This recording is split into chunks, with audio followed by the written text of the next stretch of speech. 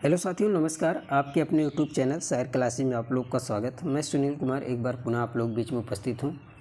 साथियों, पिछली क्लास में हम लोगों ने समझा था कि एकात्मक शासन व्यवस्था और संघात्मक शासन व्यवस्था क्या होती है।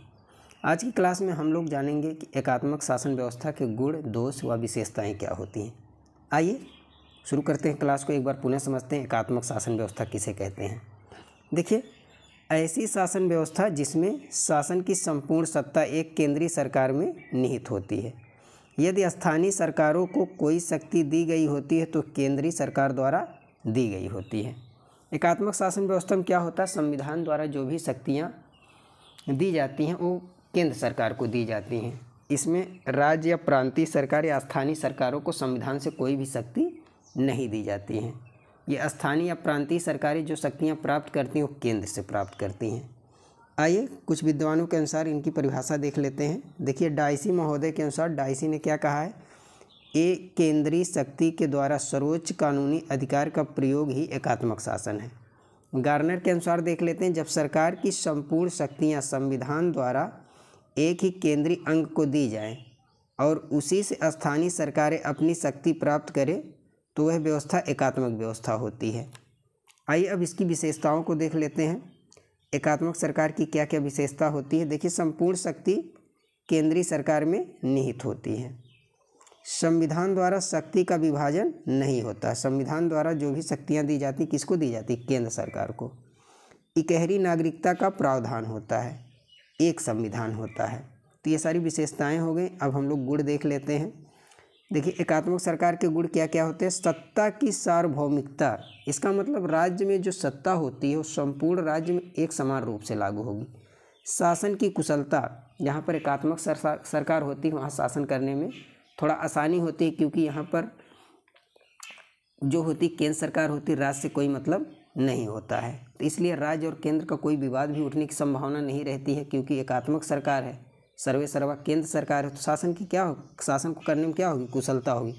कम खर्चीली सरकार होगी। जब एक ही सरकार होगी तो इसका मतलब खर्चा भी कम होगा। अब राज्य है नहीं कि राज्य के निर्धारण के लिए केंद्र सरकार कुछ व्यवस्था करेगी और कुछ चीज़ें करेगी, तो कम खर्ची। एकीकरण की भावना होती है। जब एक ही सरकार रहेगी तो वहाँ उस देश में एकता भी रहेगी, विवाद की कोई भावना उठेगी नहीं कि राज्य को अलग संविधान द्वारा शक्तियाँ प्रदान की गई हैं या केंद्र को अलग प्रदान की गई हैं। तो दोनों के बीच कभी कभी क्या होता, विवाद की स्थिति उत्पन्न होती। लेकिन जहाँ पर एकात्मक सरकार होती तो ऐसी चीज़ें देखने को नहीं मिलती है। संकट काल के लिए अनुकूल होती। मान लीजिए जैसे कोई देश वहाँ पर संकट काल आ जाता है तो वहाँ पर एकात्मक सरकार जो होती है वो आपातकाल के लिए बहुत अनुकूल होती है, क्योंकि यहाँ पर राज्य और केंद्र के बीच विवाद होता नहीं, क्योंकि एक ही सरकार है।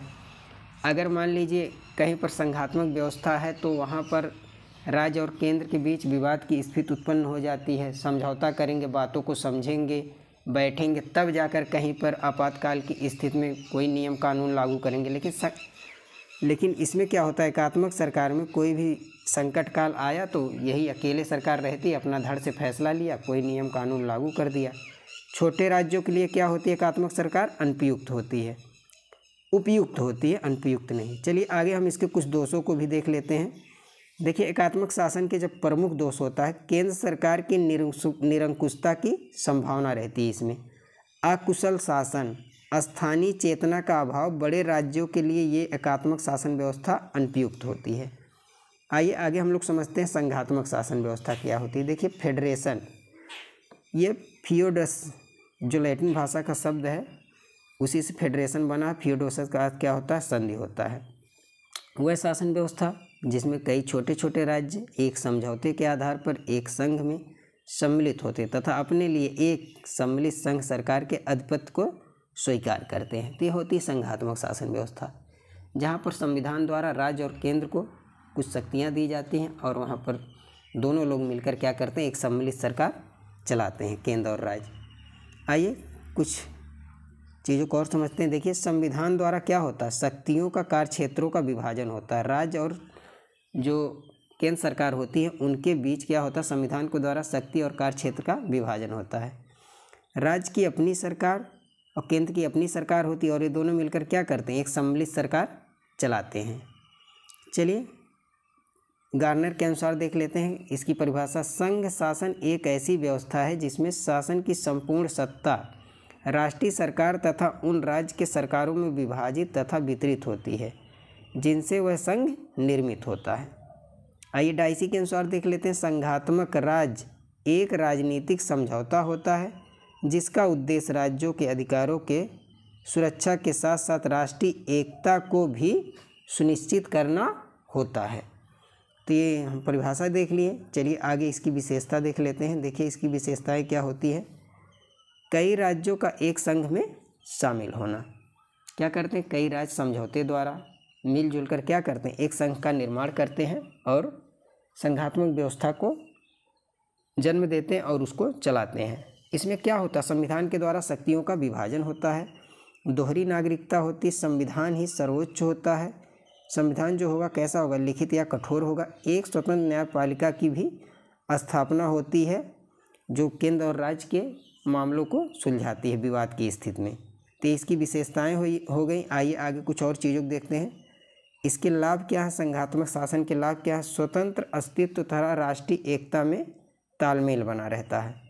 केंद्र के निरंकुशता का भय नहीं रहता है। संविधान की सर्वोच्चता रहती है, न्यायपालिका की सर्वोच्चता रहती है, मौलिक अधिकारों की रक्षा होती है, राजनीतिक चेतना और कुशल शासन होता है। तो ये सारे क्या हो गए, लाभ हो गए। आइए इसको दोषों को देख लेते हैं। देखिए दुर्बल केंद्रीय सरकार, यहाँ पर केंद्र सरकार क्या, दुर्बल केंद्रीय सरकार होती है। केंद्र तथा इकाइयों में मतभेद हो जाता है, कभी कभी राष्ट्रीयता की भावना में कभी कभी कमी आ जाती है। दोहरी नागरिकता, धन तथा समय का व्यय होता है, विघटन का भय होता है। तो क्या है, संघीय व्यवस्था के ये क्या है, दोष हैं। तो साथियों आज की क्लास में इतना ही। बहुत बहुत धन्यवाद। मिलते हैं अगली क्लास में।